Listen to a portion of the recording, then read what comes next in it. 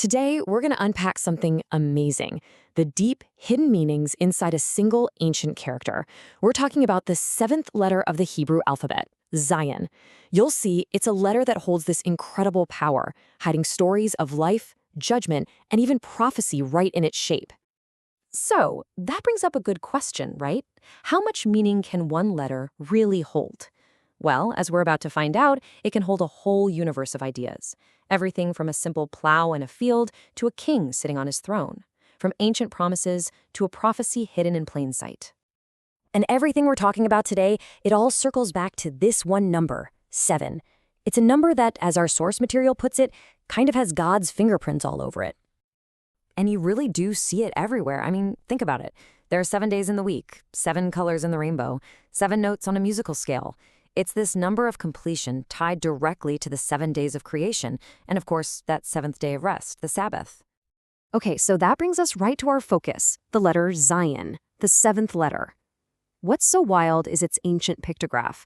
You see, long before it was the letter we know, it was just a picture of a plow, a simple tool for working the ground. But here's where the story gets really good. Zayin has this powerful duality. It's like two sides of the same coin. On one hand, yeah, it's the plow, a tool for growing things, for nourishment, for yielding seed. But on the other hand, it also represents a weapon, a sword for battle, a tool for cutting and judging, and even the scepter a king holds.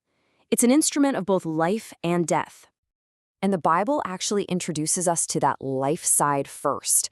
The very first time a word with a zayin in it shows up is in Genesis, in the Hebrew word mazriah, which means yielding seed. So before it's anything else, its first job is to bring life out of the ground. So this whole idea, this duality, it isn't just symbolic. As we're about to see, it's literally woven right into the language itself, shaping words that, well, they cut deep with both power and promise. For instance, take one of the most famous commandments out there, the one about the 7th day.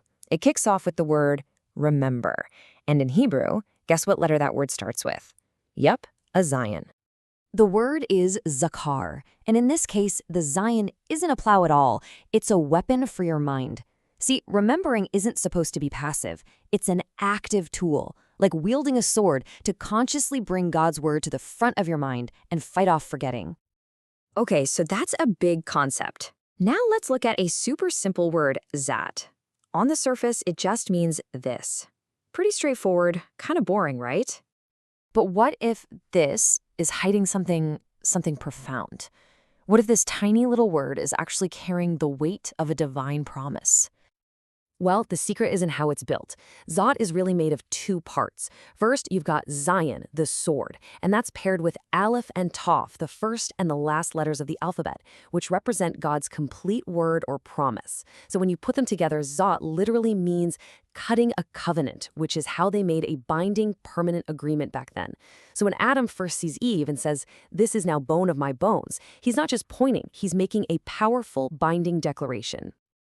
And this whole idea of cutting and separating, it leads us to what might be the most powerful meaning of all, a prophetic journey that's hidden in the actual shape of the letters themselves. So, to really understand the 7th letter, we have to meet the one that comes right before it, the 6th letter, Vav. It's shaped kind of like a nail or a hook, and it symbolizes a humble, upright man. Theologically, this represents the suffering servant, the Messiah ben Yosef. Okay, now let's go back to Zayin, the 7th letter. Remember, it's the king's scepter, the weapon. This represents the reigning king, that second messianic figure, Messiah ben David, the one who is prophesied to rule. And this is where it all just clicks. Look at the shapes. A zayin is simply a vav with a little crown on top. It's a picture of the humble man being crowned and becoming the king. The source material here suggests this isn't a story about 2 different people, but about one Messiah with 2 appearances, first as the humble servant, and then returning as the reigning king. And that image, the returning king with a sword, the zayin, it's echoed so powerfully in the book of Revelation, describing the King of Kings, whose weapon is the word coming from his mouth. But wait, the story isn't over. In this unbelievable final twist, this whole prophetic picture is physically hidden inside every single one of us. I'm serious, just look at the human larynx, our voice box. The trachea and what we call the Adam's apple basically form the shape of a man, the vav.